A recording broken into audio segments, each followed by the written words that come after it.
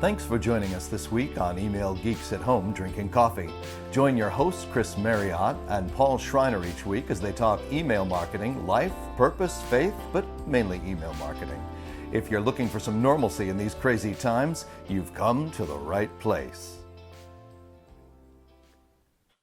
Welcome back to Email Geeks at Home Drinking Coffee. As always, my name is Paul Schreiner. I am at home and drinking coffee. With me is my friend and colleague, Chris Marriott. Delighted to be here as always, Paul, and looking very forward to today's show. We have a special guest, Harold Fickett, the CEO of Scenes Media, doing some really cool things around sort of helping young musicians, artists, sort of get noticed, especially during a really hard time in COVID. So really looking forward to our show. Yeah. And who are we sponsored by this week, Paul? Great question, Chris. We're sponsored by two companies. One, Audience Point, of which I'm one of the founders, and also Email Connect, of which I'm the founder. Yeah. So, but in terms of this season, we're talking about building and the builders. One of the things that we're doing at Audience Point right now around building is we've just done some new hiring, and that's always an exciting time. We've got some fantastic talent bringing into the fold. Evan Fry to be our director of sales and partnerships. Great to have him aboard, but also Matt Thaxton from Emma fame, who can also product development help us really drive the next platform forward. So really excited about that. Again, just celebrating the builders. Glad to be a part of a company doing building.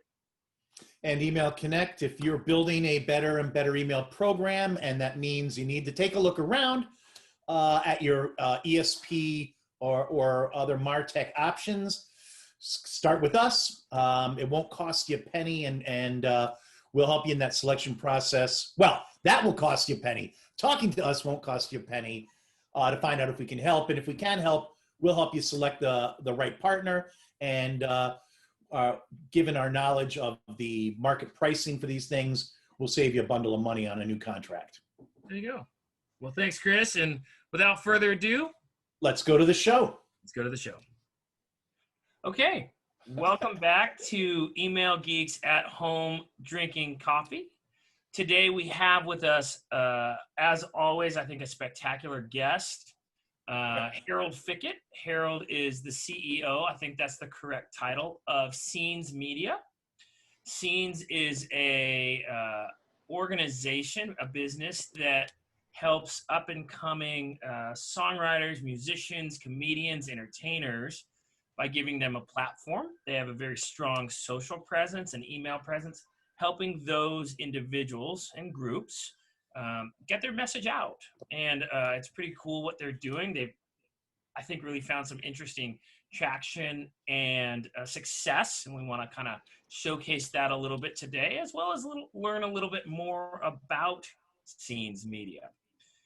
So with that, it is my pleasure to welcome you, Harold, to the show. Thanks for joining us today. Thank you, Paul. Thank you, Chris. Sorry, Chris, did you want to say something? I was going to say, I've become like, my office has become, or my studio has become this distraction. I don't know if you guys are hearing it, but the printer's going off. My phone was going off. I'm so distracted too. I mean, honestly, the second that printer went off, oh my goodness, I'm so frazzled. Well, at least it's not like academic introductions where, so that all the faculty members get to introduce somebody. The introducers have introducers. So one is sufficient. One is entirely sufficient. So anyway, this is Email Geeks at Home Drinking Coffee. And so we, tradition states we go around the horn, talk about what we're drinking, why we're drinking, all those things. Chris, you want to start us out today? Sure. Because we're having a later recording today, I am once again drinking Ugly Water, which is, those of you who've been with us for a while would remember we had Ugly Hugh, CEO of Ugly Water, on the show season 2. I'm drinking their pina colada flavor today, which is frankly really a coconut, a very awesome coconut. Right. This stuff is great. Ugly Waters, folks, if you're if they're available, give them a try. I'm drinking about 4 a day now, and my wife is very happy. I'm very hydrated. So and we should say like that we're not getting sponsored by Ugly Drinks. no, we're not. No, You're we're not doing This that. is This is because organically you really like it. I really like it. And I get it shipped in because they don't sell it here in Illinois. And but you know, interesting, Paul, that I'm drinking the coconut version. Where else do they have coconuts? The Caribbean, Chris. They have it in the Right, like the Dominican Republic. Just like the So even you know what? And that's just serendipitous. I just grabbed the coconut, but I'm glad I was able to make that link with the Dominican Republic and your lost vacation. Yeah, thank you for that again. Chris, today I'm drinking kombucha. I've been on a kombucha kick as of late. Health Aid. It's a little bit sweet, but also has all the probiotic benefits of the kombuchas. So that's what I'm going. That's what I'm going with today. Harold. Harold. What are you drinking? Well, I'm drinking Counterculture 46, which is a coffee that's very akin to French roast. Okay. Served here in one of the best French bakeries in Atlanta, Elwan's. I'm not sponsored by them either, but they should sponsor me because I've spent enough money there. That's a dark roast, is it not? It is very dark, and so you like the drink that will bite you back. Yes, I'm not drinking it at the moment, but I certainly am still surfing the wave of the caffeine. Right. Well, and for folks watching on YouTube or listening online, we're recording in the afternoon today, which usually we would record in the mornings, but it just worked out that this is the right time. So, Harold, I think let's start. Tell us a little bit about Scenes Media. I know that's what the people want, and I think that'll help tell the story a little bit. When I first thought about Scenes Media, I was stumbling around about how to express it, and my daughter finally said, "Dad, what you want to do is Rolling Stone with a conscience." Good elevator speech. Yeah. Good elevator. I like that. And I've clung on to that ever since. I've read Rolling Stone my entire life. This is going to date me, but I go back to Cream and the Grateful Dead, and I liked all the psychedelic music of the 60s and have been a huge music fan ever since. And I think one of the great things right now is that, if you look at American roots music or country or what's happening in rock and roll, there used to be this incredible divide between generations in terms of, my parents had no idea what the heck I liked and why I liked it. I love all the new stuff. And I started out as a fiction writer. I didn't know that. Yeah, and the one thing that I wanted as a fiction writer was just somebody to give me a chance. Right. And the best things I've done in life have been extending that grace to others, helping people have a chance. And we're in a paradoxical time in the sense that by virtue of digital technology, the costs associated with producing original content have plummeted. Right. But it's also produced a digital sea in which it's very hard to distinguish the good from the bad or what you want to watch, and artificial intelligence, the algorithms only tell you what you've already liked. They don't show you the new stuff that you might like. So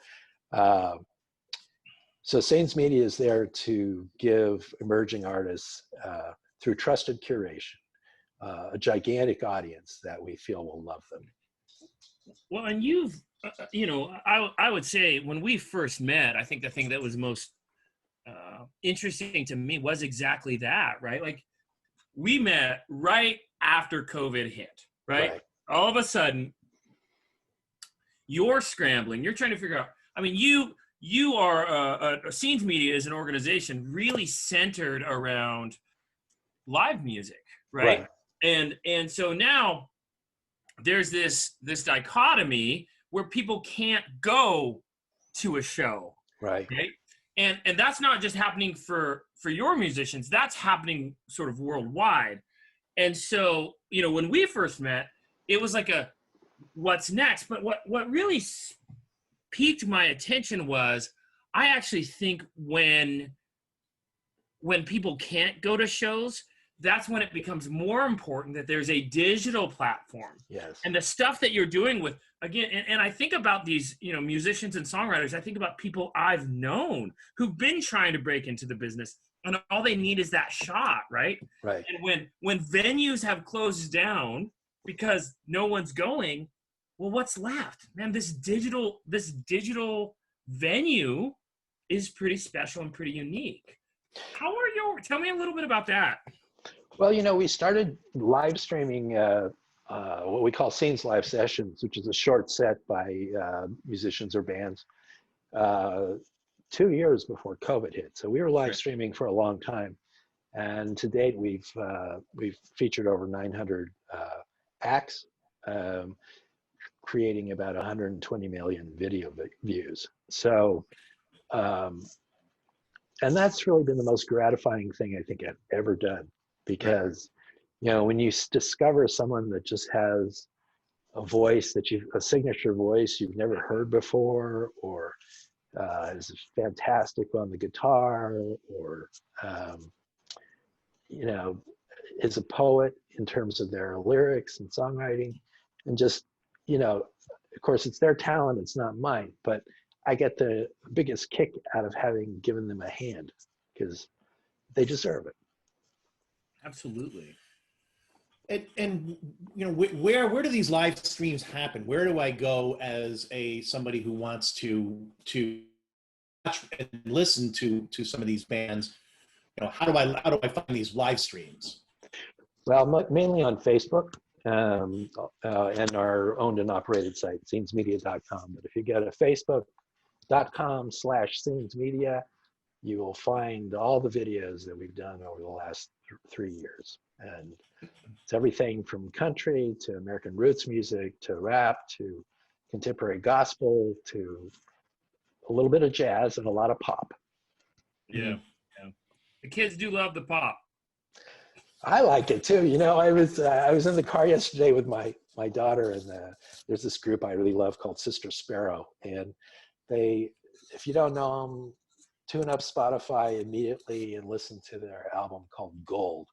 And I put this on while we were taking a little trip to do an errand. And she said, "You know, Dad, there's one thing I really love about you is how much you like female pop." And I just do. I think it's great. Makes me want to get up and dance all the time. I love it. I love it. I don't think, I mean, honestly, if we just cut that clip out and just said, I just want to get up and dance all the time. You know, Paul's a big fan of the jazz. He likes to say, you know, and he gets on his high horse and he says, you know, jazz music, it's not about what you play, it's about the notes you don't play. Well, and it's the only original American art form, Chris. So don't get on, like, we can have this argument again. I just don't think this is the right place. All right, but suppose a comedian doesn't go around and say, hey, you know why I'm a good comedian? It's not because of the jokes I tell, it's because of the jokes I don't tell. I mean, that's how you're pitching your jazz love. I mean, I know that jazz aficionados always say that jazz is the only original American art form, but you know, jazz, like rock and roll and like the blues, all comes out of gospel. So maybe gospel is the real original American art form. I actually think about that. I'm willing to have that argument. That's you're absolutely right. Gospel music, in its sort of origin, grew out of a need, right, to sort of connect and with each other, with Creator, with everything, and it very much was I would say is a very much a unique American art form. Okay. Point scored, Harold. To you, I would say Louis Armstrong is the greatest musician of American music ever. All right. Well, there you go. Well, Chris, whenever we get into this conversation, he starts talking about how great the trombone is. Chris, would you share one of your trombone jokes for us? Well, yeah, and that may be why Paul is such a fan of jazz, because, my understanding is that in high school, he was a trombone player, and you can imagine Paul, typically in high school, the guys are getting the girls, they bring their guitar to the party, and they're playing some James Taylor or Right. I don't know what the kids would play today, maybe some Coldplay. Yeah, that's what the kids like. They like the cool. And all the girls are gathering around him, and I just picture Paul at a high school party, pulling out his trombone. Oh, and, launching into some Sousa. I would say, gather round and just launching into some Sousa. And the only good thing about being a trombone player, I think, in Paul's situation, is once you do that, you can play yourself off. Wah, wah, wah, wah. Anyway, Paul's given me all these avenues to do some of my bits. Thank you, Paul. But yeah, so Harold, the old days of music, you had record companies who would sign an artist, Right. give them a big advance, Yep. lock up their publishing rights before they knew how valuable they were, and then pay radio stations to get them on air. Right. Payola for you kids at home. And I'm not saying every song got on there because of Payola, but it didn't hurt. it was a big thing back then. It was then. a frequent practice. Right, frequent practice. And so the record companies decided who could be heard, and the radio stations decided who was going to be heard. And so the curation was done by what the record companies thought you would like, and then what the radio stations thought you would like, because clearly if you're not listening, they're not getting their ad dollars. Right. So bands really had very, very little power in those days, and they toured primarily to support an album release. Right. And so the live show didn't typically make a band a lot of money. It was more or less promotional to buy the record, I believe. But today, that's all. What I'm leading up to is today that's all different. And companies like yours, you're not signing bands. You're not slipping radio stations money, because who listens to radio anymore anyway? But rather so explain sort of that the difference is how you're not a record company, how you're approaching this, and you've done a little bit of that so far. But I'd like to hear you expand more on how do I get my band on your Right. show if I've got a band, and what happens after I'm on your do you nurture bands, or are you merely a platform? We do both. We're a platform, but we nurture bands as well. The thing is totally flipped, because now most musicians make their livings touring. Right. Instead of, because Spotify and Napster and everything else has reduced the royalties quite a bit, unless you're Taylor Swift. And Paul's so, favorite, by the way. Paul's favorite non-jazz musician. I just shake it off. That's what I do. Yeah. Anyway, so what we do is we have a tiered approach, which is evolving even as we speak. But we have people come on and do our Scenes live sessions, which is a short set of 15 minutes to 20 minutes. And that's essentially a publicity opportunity. I mean, it's really akin to being on WBIX or whatever it was back in the day. WKRP, that's probably what you When bands turn around and they stop by radio stations while they were in town, we're able to put a band that has played probably for a maximum of 200 people in a bar somewhere. We're giving them a global audience where they can have more than 1 million video views. And it's really incredible the way the audience tells you very, very quickly what they like and what kind of leaves them indifferent, and it's pretty spooky too, because two musicians whose talent you think is relatively equivalent, I mean, like both, the audience can respond very differently to the one versus the other.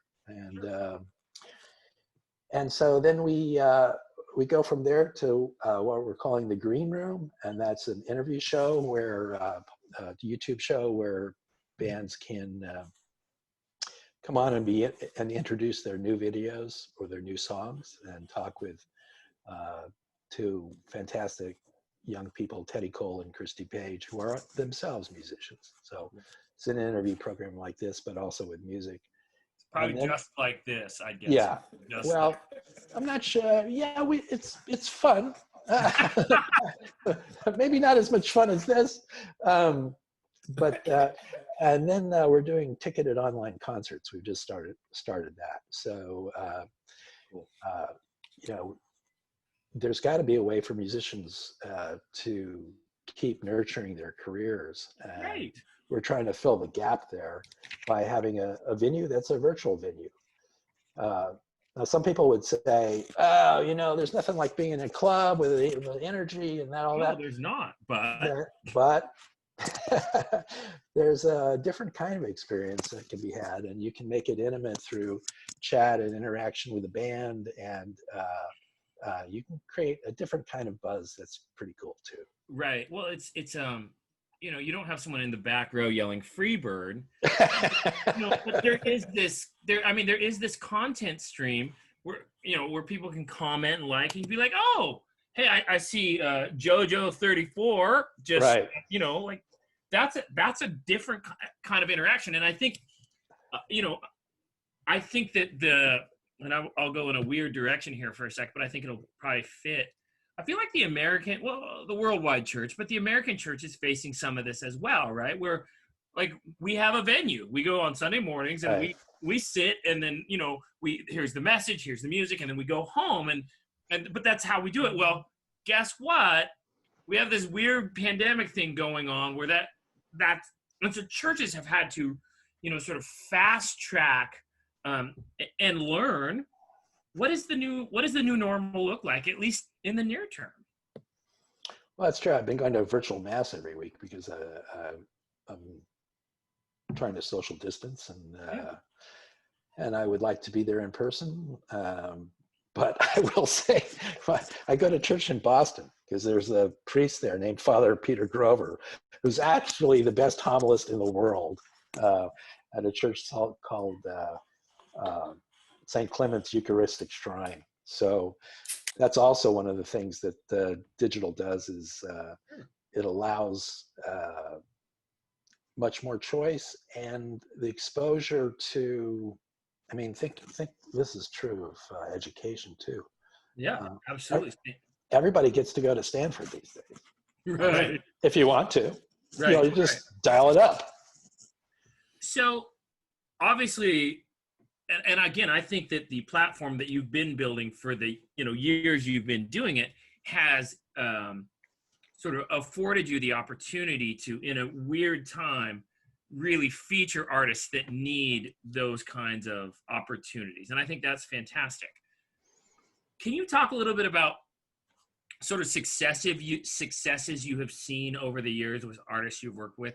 I realize not every musician is destined for award shows, but you've worked with some pretty interesting talent over the years. Can you talk a little bit about that? Sure. We featured Tank and the Bangas early, and they were nominated this year, or I don't know if it was this year, for a Grammy in the Best New Artist category. So Cool. when something like that happens, you think, that's pretty good. And then Yeah. I'll tell you who's going to be nominated in the future, which is Kelsey Kulick, who's the best new voice in country music.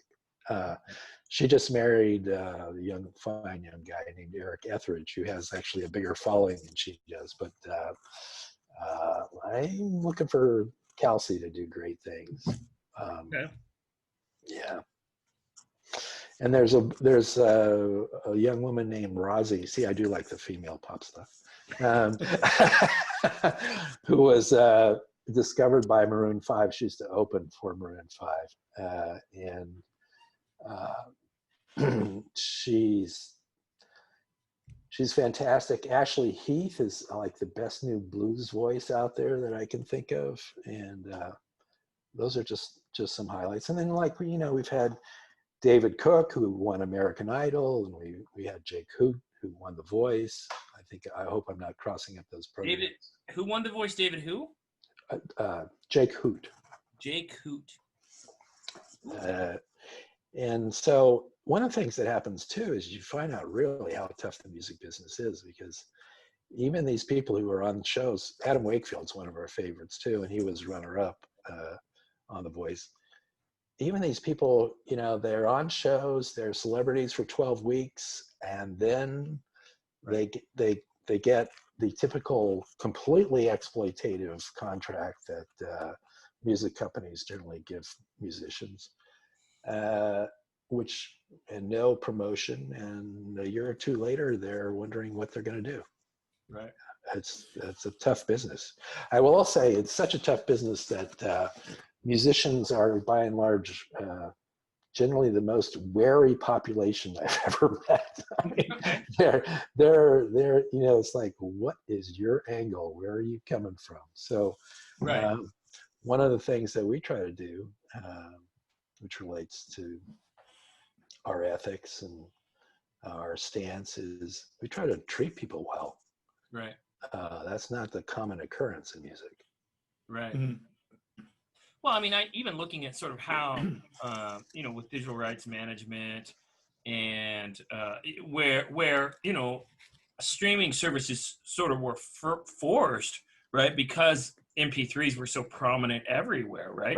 And so now we have, you know, services like Spotify, Apple Music, and our artists are sort of forced into, you know, if you want your music heard, you've got to participate in those, right? Yeah. And Well, it's either those or, you know, and Apple Music is still driven by, I mean, they're very, you know, the top most downloaded songs are the equivalent of the top 40. right. To a lot of people go there, and Spotify, you know, as Harold, as you said, is you know, does a very good job of Absolutely. of matching new music to what it knows you've liked in the past, Right. and but whether that really truly introduces you to new music, I think you made a very good point that that's not necessarily the case. Right. It's tying to what came before, not what you might like in the future. You know, and then you have SoundCloud, which is the Wild West, which Right. is completely uncurated, and I mean, you know, anybody can put a song up there, and you know, there's no way to go through that, sort of figure out what's going there. So you know, what I hear you saying is that you know, you're in this space where, as you said, you're curating, in that not just anybody, you know, our producer David Inman couldn't come to you and say, I got a band, can I put on a live show? They're not going to get in. I mean, there's still some level, well, unless producer David his band was good, but but we all know that's how unlikely that would be. He's got other. See what they're doing to you, Dave. You know, you're sitting there making this all work, and and he can't say anything. They're casting shade on you. But so you're curating, you're providing venues. I mean, so you started playing the role of the concert promoter, of the record label. Not that you're a record label or you're signing people, or maybe you are, and if so, talk about it. But you're bringing music to people that, again, you know, there's a level of talent there, and there's a level of curation that you know, it is not happening in other places. And but how far does that support of bands go? I mean, as you said earlier, you know, touring is where the bands make their money these days, and Right. and that's which is true. And you know, what I find, you know, as an aside, Well, specifically, you know, merch. I listen to a broad range of music, as people who know me well, and for a long time I've listened to, one of the genres I've listened to is Christian rock, Christian music, Christian rock. People like David Crowder, and who's and what I found interesting was the musicianship of Christian bands, and I'm gonna make a broad statement here, tended to be, historically, they probably had the best musicians of anybody, because they couldn't make money selling records, because there wasn't really a market for, there weren't millions of people buying David Crowder Band or Mercy Me or other top Christian acts. Now that's probably changed a little bit, but so they had to tour. They were touring 250, 300 days a year, and so they developed unbelievable chops for playing live. Yeah, and they knew their audiences. Yeah, I'd agree with that. Right, and that's how they made money. So when the record industry sort of and radio market collapsed, they were ready to go. But it sounds like what you're seeing also is that let me frame it as a question: are you seeing musicianship go up in general as bands are forced, not to do 20 takes in a studio to get something right, but to play it right day in and day out in live venues? I think it's easier, given the technology now, to produce a good record. In a certain way, that's one of the problems, is that the musicianship generally is pretty good. I mean, you think back to the days where Ringo Starr, I think George Martin only let him play the tambourine on the first Beatles record, because he couldn't actually keep time. Or the Monkees, who didn't actually play their instruments except for Naismith. But I think the musicianship is generally, the common rung is far superior to what it used to be. I want to pick up on one of the things you said. You alluded to the top 40, and I remember asking my kids just a couple of years ago when they were in college. I said, you guys don't listen to the radio, and there's no top 40, and the MTV has now given way to doing shows on teenage pregnancy, so there aren't any music videos either. How do you find out what's popular? I mean, how do you and your friends know what's popular? And they said YouTube. Yeah, well, that is true. I agree about that. Watching my kids, they share YouTube videos. So that whole music, that whole radio thing, it's a little odd that it actually hasn't decreased in influence as much in country music as it has in other forms of music. Radio is still a fairly powerful force in country music. I believe that. But I think it's crazy. I mean, I think country musicians who are still chasing after that gravy train are moving in the wrong direction. Right. Well, and part of that's historically country music has always been rooted kind of in the rural settings, right? Where often technology adoption is a little bit behind a urban setting. And so that's not a huge surprise. One of the things that Chris said that really sparked my thoughts, and I think is really a cool thing, is around sort of those live shows really making bands better, right? Yeah. The more that you play, it's kind of forced practice, right? Right. And so like I just, and I immediately thought about, Seattle roots. I'm sorry, Macklemore has a song called "Good Old Days," right? And it's talking all about that. Like I was thinking about the band and how we were crammed in a 12-passenger van selling merch across the country, and just those were the good old days when it was simpler, right? When all we did was play music, which clearly Paul, as a illustrious trombone player, right, and fan of jazz, I have a huge following. I wouldn't really pack out the venues with my trombone. And by venue, I mean campsites. So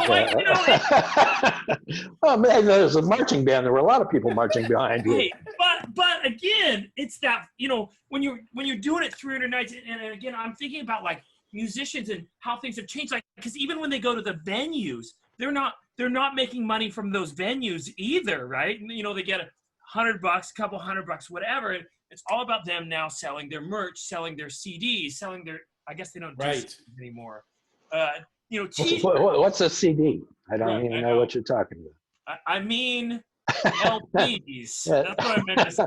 Is that a physical object?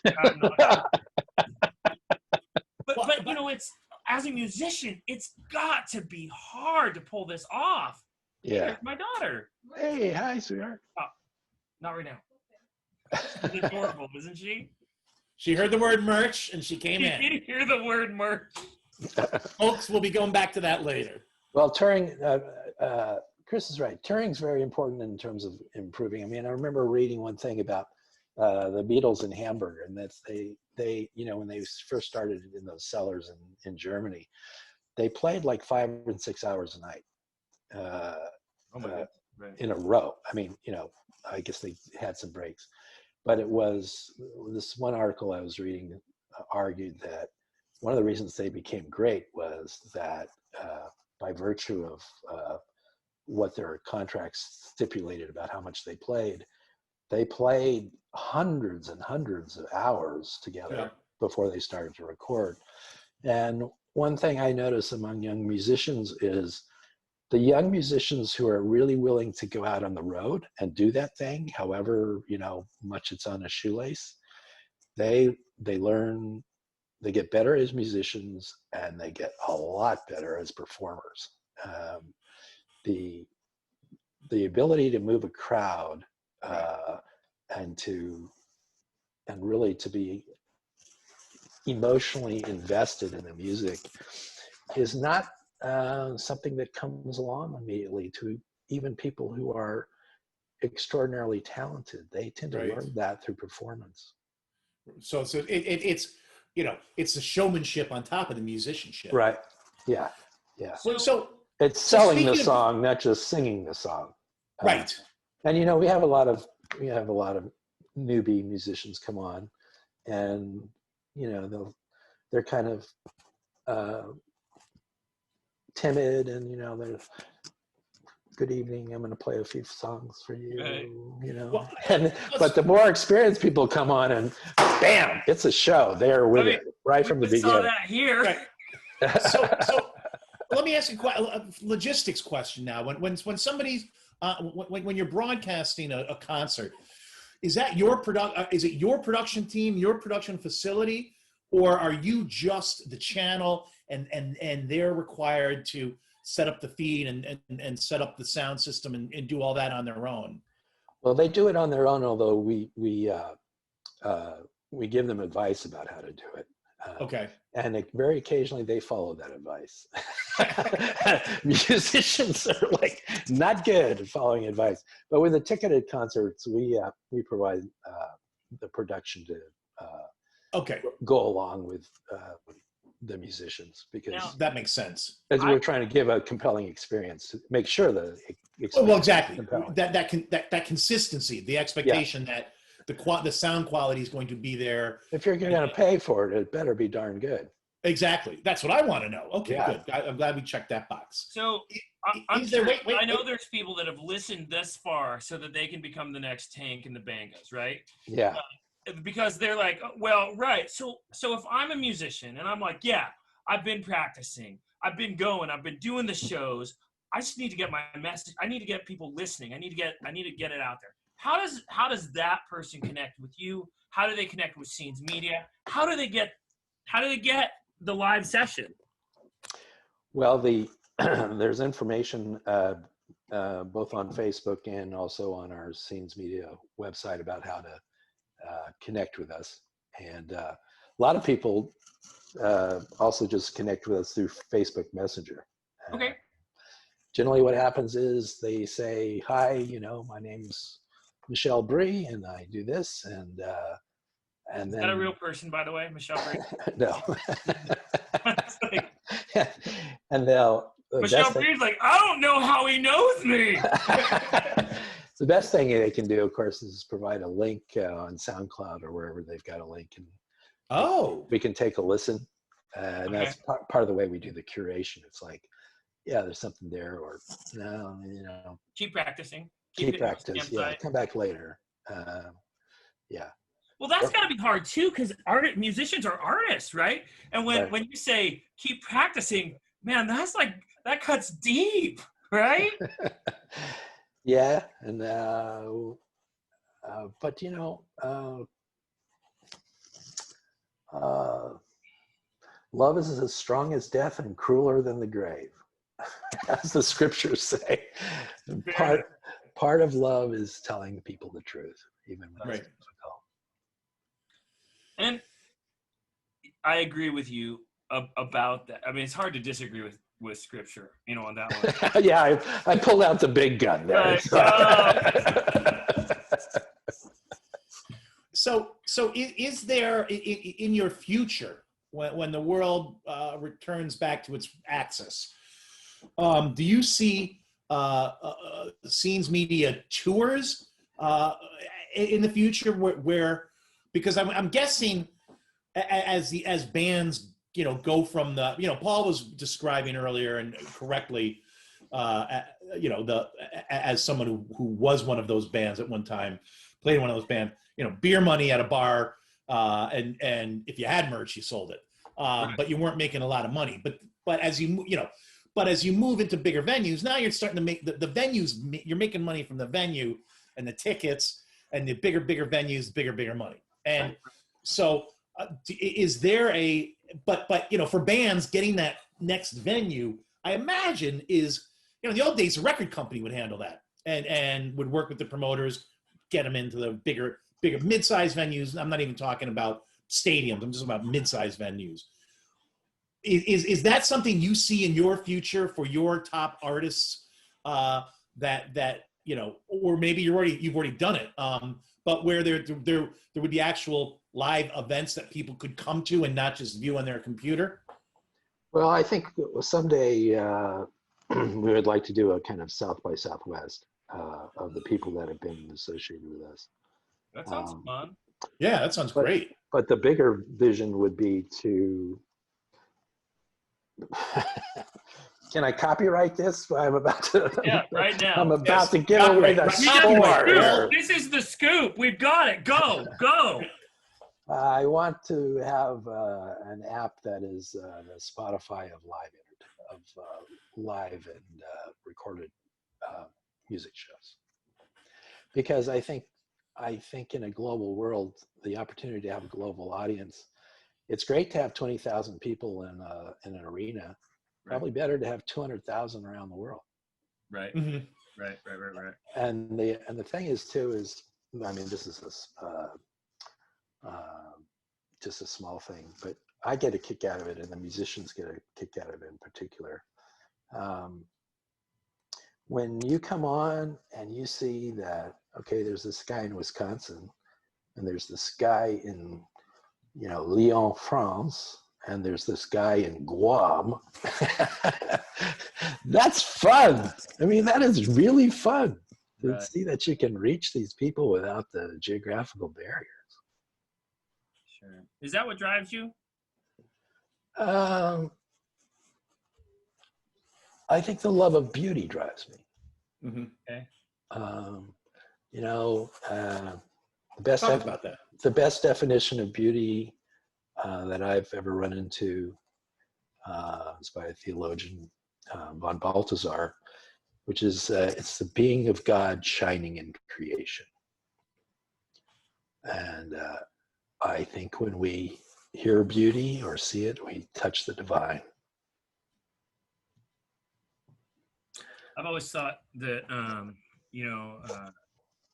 Imago Dei, made in the image of God, that God as creator, that, I was an art major in college, and there was always something special about creating.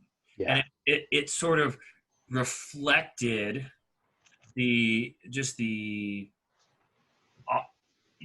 enormousness of God, of creator, right? Because now I'm doing as creator did. And so I get that. I hear what you're saying. Yeah. I think it's Makoto Fujimura. I'm probably mispronouncing his name, but he's one of our finest visual artists today. And he said, if I didn't believe in God, I couldn't understand what's happening under my hand. Mm-hmm. Because he's participating in that act of creation. And what a privilege that is. I mean, yeah. It is that desire. I mean, I mean, I think within everybody, on some level, there's this desire to create something and to look back and say, that is mine. It may be creating, maybe, or building something. This season is the builders. You're building a new platform for artists to get exposed. People build companies. People, to be able to step back and say, I did build that. I did create that. That sprang whole cloth from me. I think is a very powerful emotion that we all strive for, I think, on one level or another. Yeah, and I like how you broaden that because, entrepreneurs are artists in a way.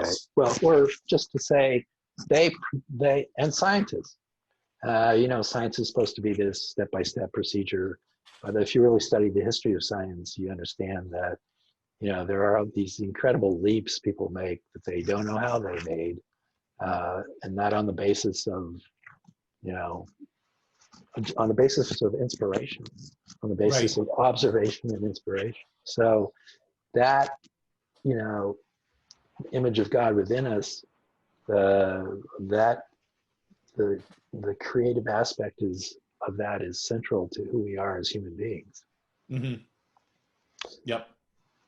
And the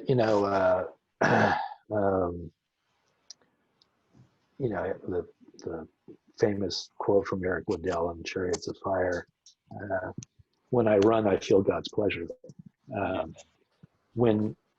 actually, I feel God's pleasure in putting together scenes media. Right. It's a blast, and it's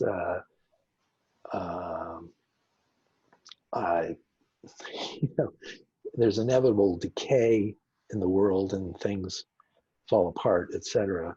But actually building something, creating something, producing something beautiful is where we find our meaning in life. Whether that's, you can create a beautiful family. Yep. It's part of the creation too. No, very true. Very true. Well, this has been that. What an incredible, that powerful.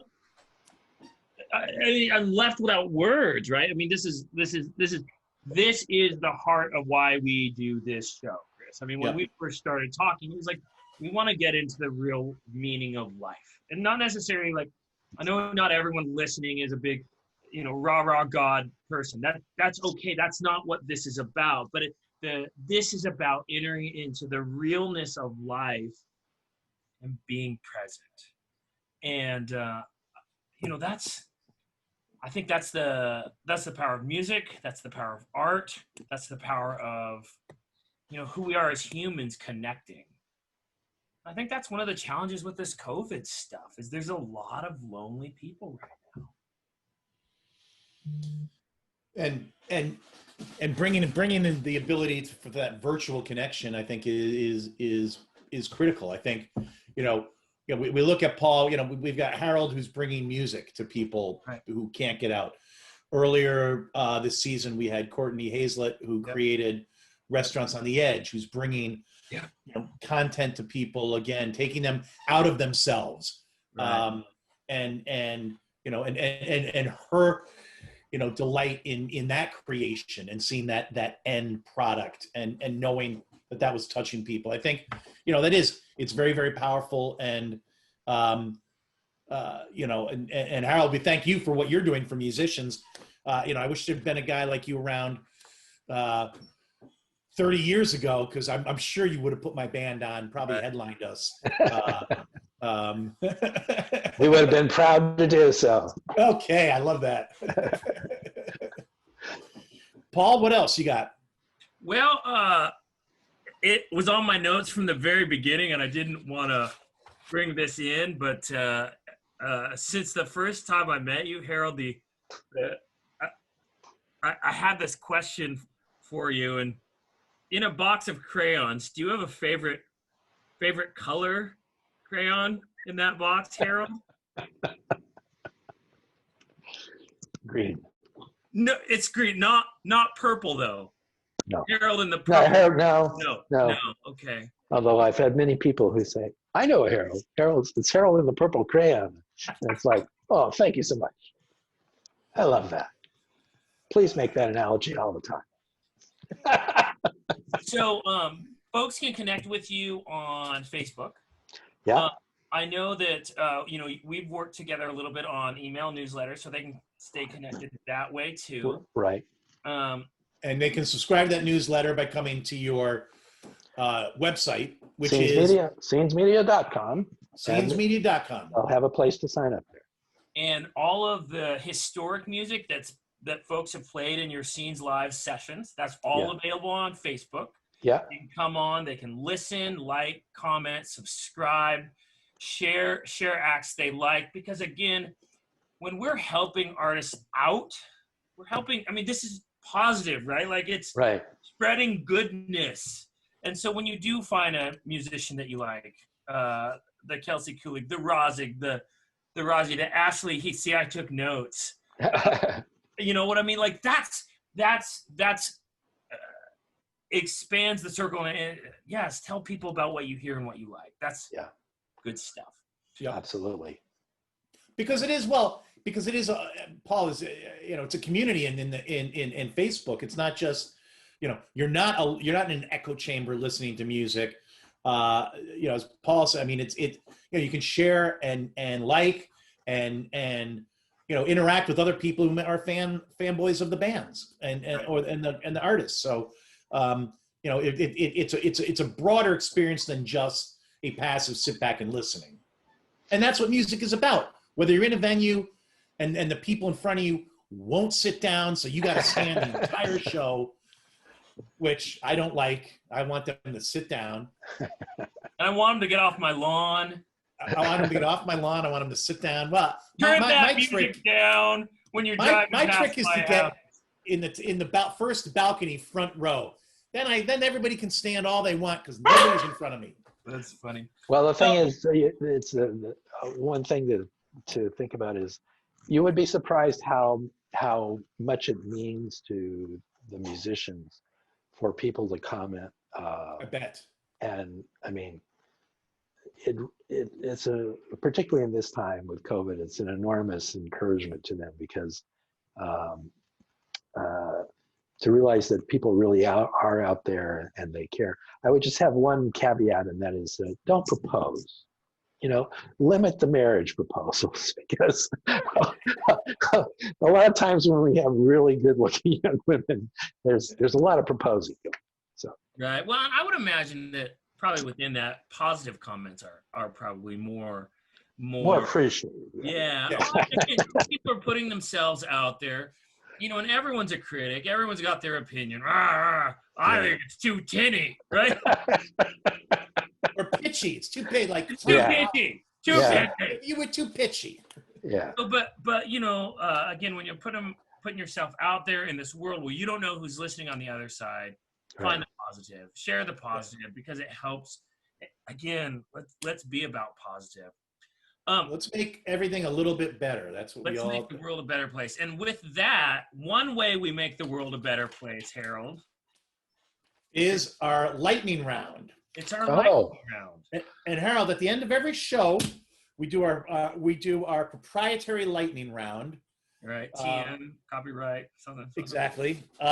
And where I ask you, or I give you 5 words, one at a time. Sure. And your response is the first thing that comes into your head. Early on we said it can only be one word. Now we've loosened it a little bit. It can be a sentence or a phrase. But again, we're looking for the first thing that pops in your head. Mm-hmm. And there's 5 of them. And we'll probably criticize good-naturedly a couple of your answers. But maybe you'll nail them all. Maybe you will. Maybe we won't have anything to say this time. Maybe we'll be left. This is very dangerous. It is. It's like. And this is the Nashville edition. I understand. Okay. This is the Nashville edition of the lightning round. So that should be where you'll give you a hint as where my head is at. Well, it's because that's a big part of the music scene, isn't it? Right. Well, Right, and that's where a lot of the acts that are part of Scenes Media are based. Okay. Okay, so first one, Grand. Opry. Okay, good. And good. Ole Opry. Number 2, Blue. Blue. Melancholy. Oh, okay. Not what I was looking for, but again, fair enough. Number 4, Anchor. Anchor. I don't know where you're going with this one either, Chris. Beer. Oh, That is the right answer. Yeah. Whatever you were thinking, Anchor is the right answer. Beer. Anchor. talking Steam. about beer The is favorite. always appropriate on this show, even though we've never been drinking beer on this show. I think we have, actually. One of No, us. you might have. You Yes. might have. I You, think you I probably have. And the last one is Francis. Francis. Mom. Oh. Mom? Yeah, it's hard to beat that one, Chris. My mom was named Mary Frances. Oh, okay. Very good. Well, I know there's a lot of our fans from Nashville are going, no, that's not what he was looking for. And fans from Nashville, you'd be right. Here's what I was looking for. Grand, you nailed it. Grand Old Opry. Old Opry. For Blue, Paul, what would you have said for Blue? I don't know. Fans of the show Nashville, which I was, Yeah. would say Bird, Bluebird. Yeah. which is a very well-known venue and was the venue on the show Nashville, where the live venue that they were always playing at. Now, I will say my wife Betsy and I went to look at the Bluebird from the outside once, and we're extremely disappointed that It's small. it's Tiny. It's in a strip mall. It's a tiny little place. The show, obviously, TV, the suit spot in the show made it look. Although I want to say hi to one of our favorite artists, Jenny Lee, who actually was a guest star on that show, Nashville. Oh, really? Yeah. Way to Loved go, that Jenny. show. I miss Yeah. it. Yeah. That was a good show. So Bluebird is what we're looking for. Anchor, Vanderbilt alumni would know that the cheer Anchor Down. Football team Anchor Down. So Vanderbilt University in Nashville. So again, the connection. Francis was just, there's, I don't know if anybody listening to this or watching it would get that, but Nashville was named after Francis Nash, who was the only general in the Revolutionary War who died in battle. So a little bit of history there, folks. Francis Nash, Revolutionary War general, died in battle, and We're all smarter Nashville. because of the lightning round today. All of Very, us. very, lightning round. It's been So enlightening. now we get a little bit of history, so there. That's the lightning round. Harold, you did very well, because again, Do I win a prize? Yeah. Yeah, you did. Yeah, you have to come back in a year and do Yeah. a show again on everything that's happened between now and then. Okay. So if people want to get in touch with you specifically, Harold, Yes. whether it's a musician or maybe somebody interested in music wants to get their kind of because I'm sure you're always looking for people who can help or interested in sort of contributing. How would they get in hold of you? A lot of folks will direct people to LinkedIn. What's your preferred method there? Well, you can find my profile at LinkedIn, but you can just write editors at scenesmedia.com, and that goes right to me. Perfect. Editors at scenesmedia.com. We're expecting every single one of our fans to do that. Thank you for being on the show today. I want to encourage everyone listening, watching, do hop on the Scenes Media Facebook page. Do give a shout out to the artists. Do give them some encouragement. It's a tough time for everyone. And, again, let them know that they're doing a great thing. And there's music for everybody there. So regardless of what you like, you'll find what you like there. Scroll down. You'll find it. Keep scrolling. Awesome. Thanks, Harold. Okay. Thank you, guys. Thank you, Harold. Enjoyed it. It was fun. What a great show with Harold Fickett. Honestly, I think when we hit some of the things around creator, I mean, it was, again, I had said this during the show, after the show, that was everything, right? It was really, what a great show. Yeah, that was good. He was a great guest. They're doing great stuff. And hopefully those of you who've tuned into this podcast will go check them out.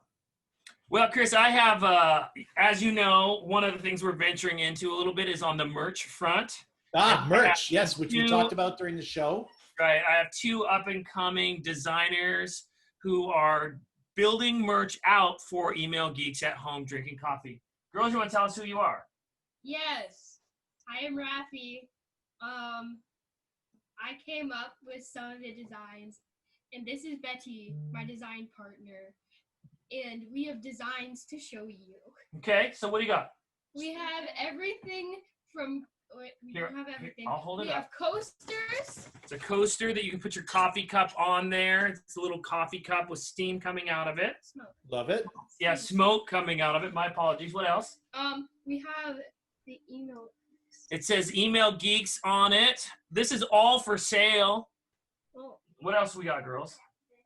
This one here. It says geek, but instead of an E, it's a cup of coffee. There you go. What else? I like the shading on that cup. Isn't that good? Thank That's you. really, really solid. And then this one's here. And then a big one. So if you want to put this over your desk in a green office, the colors are perfect for it. Is that what we got? Okay, so Yeah. girls, tell me how people can buy this stuff.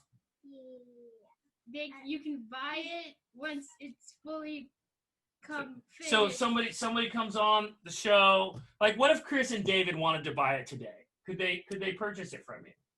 No, because it's not online yet. It's not online yet. But if they wanted to buy it, could they give you money for it? Yes, Oh, Oh, because they're connected and you can view it. well, I need. What's the material? What material are we talking about? tile, ceramic tile. Okay, Really so nice that. porcelain stuff. Well, I like that one. This one here. Yeah. So, let's talk pricing. Let's talk a little turkey here. What? He wants to know how much this is going to cost him to buy this. Well, the coaster's around $5. $5? Yes, they're handmade. That's too much. They're handmade, okay? How about Well, is that a coaster or is that a sign? This is a sign. Fine. This is a sign, Chris.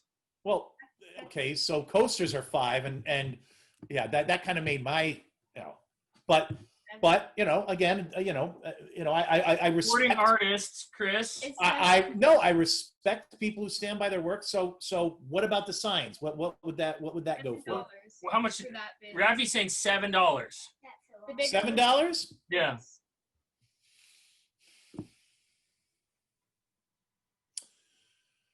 Well, all right, you got yourself a deal. Oh my goodness, Yay! girls! There you go. Yay! Yay! And Chris got himself some fantastic artwork. I did get some fantastic Hang on. original artwork. Original artwork. Yes. All right, good. Designed by moi. All right. Is that it? We're good. Yes. All right. Thanks, girls. Now you leave. Okay. Look at the description, probably. Okay. Thanks, girls. Paul will be the middleman. Your dad will be the I'll middleman, make sure it gets to him. and that my money gets to you. Yes. Yes. All right. Yes. Thanks, Raph. I know the money. I know. It was about the art. Now it's about the money. It's always How quickly they sell out. Right. Sorry, they've been working like all day, every day on new designs and artwork. They're stoked about the merch. I mean, you know what's so great about that, besides the fact that I got some rad new artwork, sign, is we were just talking about the urge to create and how it's in each of us, and there's evidence of it. Your daughters are, they get a kick out of creating. They get a kick out of money, but they get a kick out of creating, and that, I think that's, that's so great, because I think nothing is.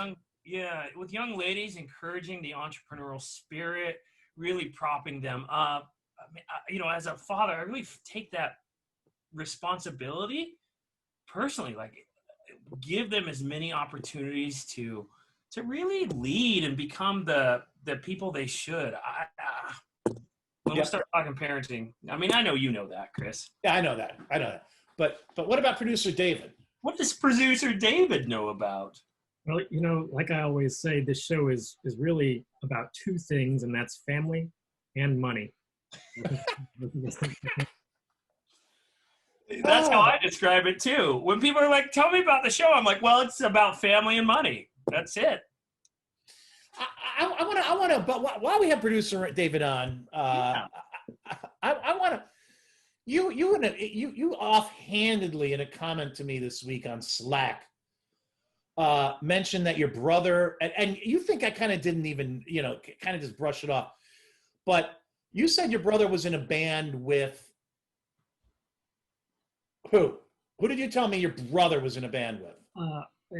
So Kate Creamer is apparently a celebrity of the email industry, and I've never actually met her, but we went to the same university. We went to MTSU, and I don't think there was any overlap between the two. Middle Tennessee State, for those that don't know. Yeah. I assume that everyone in the world knows Middle Tennessee State, but basically, my brother and I both went there, and so did Kate Creamer, and I realized, her name pops up everywhere in my work circles and on Facebook, and I realized that I have a lot of mutual friends with her. And I asked my brother, who was one of those mutual friends, how do you know Kate Creamer if you're not in the email industry? Right. And he said, I think they were in either band or orchestra together. And I can do some research and get back to you about that, Chris. So not in a band, in band. Oh, so now, I was envisioning a rock band where she was the lead singer, and not that I know. Kate and the oboes. Somebody like No Doubt or something. But no, so what? Your brother was like the tuba player and oboe player. Oboe player.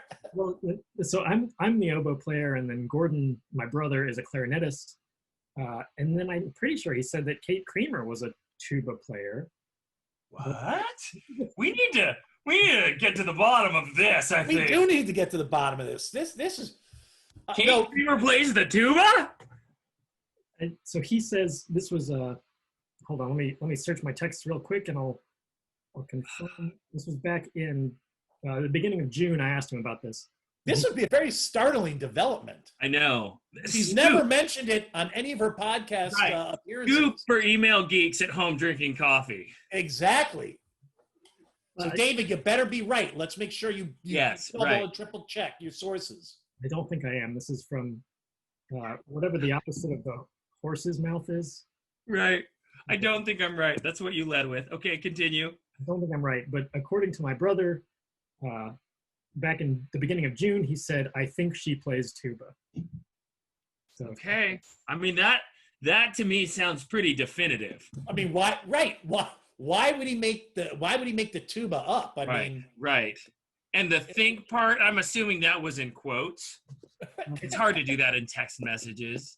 Correct. Well, the thing about the tuba is if you're in the marching band, and I think I'd like a follow-up. I'd like confirmation on instrument, tuba. Right. Because if you're in the marching band, of course you don't march with a tuba, you march with a sousaphone. Of course that they do. wraps around you. Right.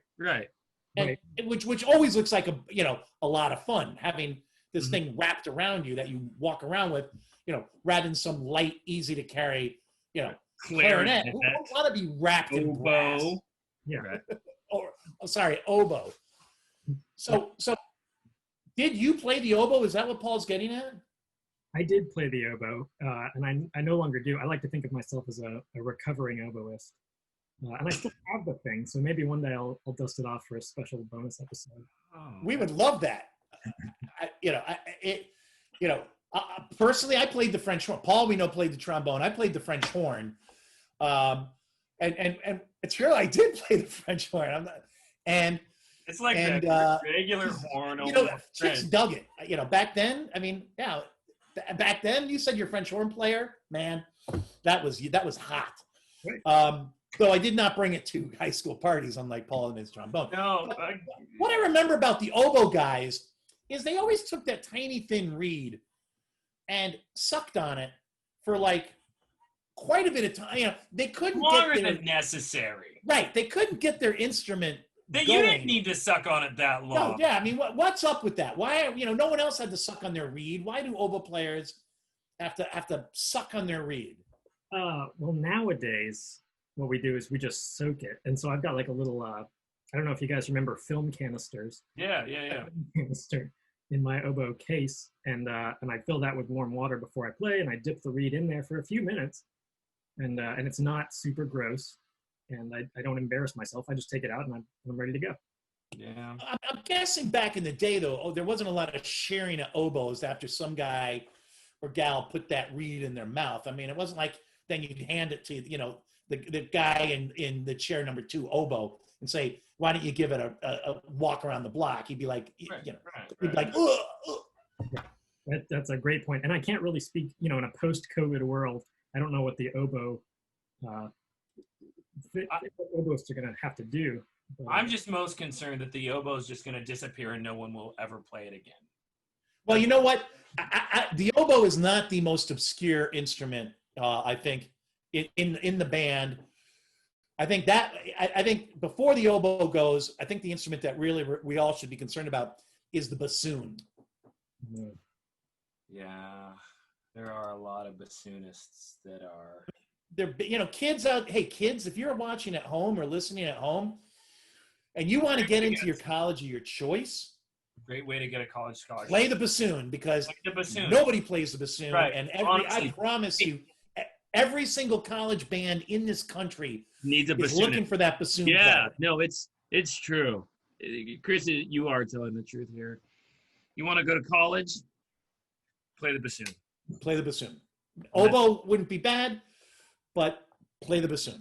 Yeah. Well, I think with that, we have probably Overstayed our welcome. yes. But As we've laid always- on some good band knowledge. We've laid on some very good band knowledge here. Thank you for listening. Thank you for watching. We really do appreciate it. It brings us great joy to get to be a part of your life each week. And we're, again, overjoyed to get to do that. Thank you for letting us know you like it through your comments and your likes. Thanks for subscribing on the YouTubes to your podcast listening service of choice. Again, we really do recognize the role we get to, the invitation we get brought into your house on. So thank you. Yeah. Thank you very much. We'll see you next week.